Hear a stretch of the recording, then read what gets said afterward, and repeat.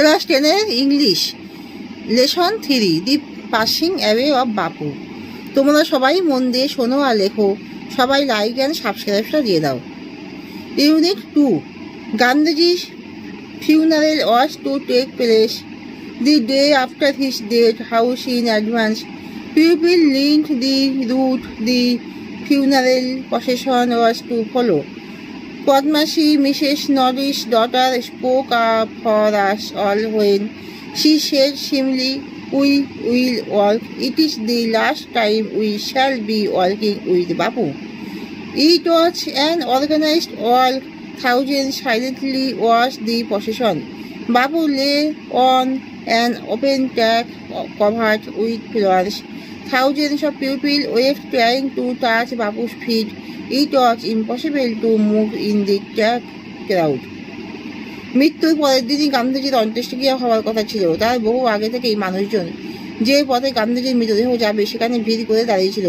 শ্রীমতী নাইডুর মেয়ে পদ্মশ্রী খুব সহজভাবে আমাদের সবার কথাটা বললেন, আমরা হাঁটবো, এই শেষবার আমরা বাপুর সঙ্গে হাঁটবো।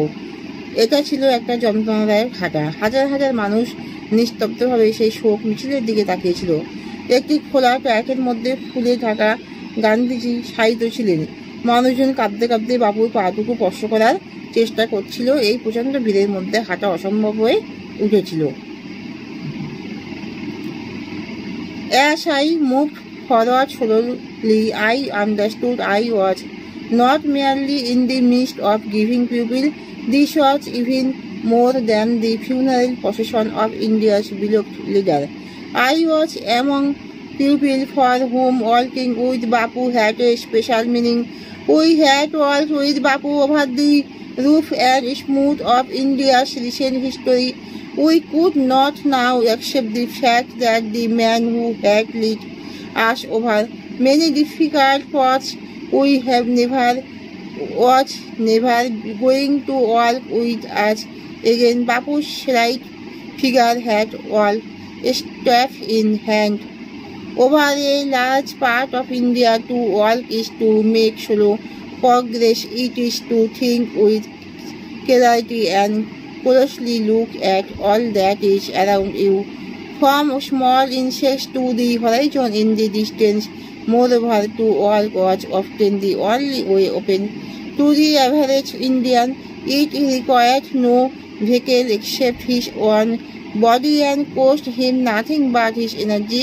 Gandhiji took his necessity as he took much that was commonplace and transformed it into a joyful effort. ধীরে ধীরে হাঁটতে গিয়ে আমি বুঝতে পারছিলাম যে আমি খুব শুধু কতগুলি শোকাপ্ত মানুষের মধ্যে নেই। ভারতবর্ষের প্রিয় নেতার শেষ যাত্রা থেকেও এটা আরও বেশি কিছু ছিল। আমি তাদের সঙ্গে হাঁটছিলাম যাদের কাছে বাপুর সঙ্গে হাঁটাটা একটা বিশেষ অর্থ বহন করত। ভারতের সাম্প্রতিক ইতিহাসে আমরা বাপুর সঙ্গে অনেক বন্ধুরও মসৃণ পথ হেঁটেছি। আমরা বিশ্বাস করতে পারছিলাম না যে মানুষটা আমাদের বহু কঠিন পথে নেতৃত্ব দিয়েছেন, যে মানুষটা তিনি আর আমাদের সঙ্গে হাঁটবেন না। ভারতের বিস্তীর্ণ অংশে পাতলা চেহারায় বাপু লাঠি হাতে হাঁটছিলেন এবং হেঁটেছিলেন। মানে হাঁটার মানে ধীরে এগিয়ে যাওয়া। এতে পরিষ্কারভাবে চিন্তা করা যায় ও কাছ থেকে চারদিকে ছোট পোকামাকড় থেকে দূরের দিগন্ত রেখা অবধি সব কিছু দেখা যায়। এছাড়াও সাধারণ ভারতবাসীর জন্য প্রায় হাঁটাই ছিল একমাত্র উপায়। হাঁটার জন্য নিজের দেহ ছাড়া কোনো বাহন লাগে না এবং নিজের শক্তি ছাড়া কোনো মূল্যও দিতে হয় না।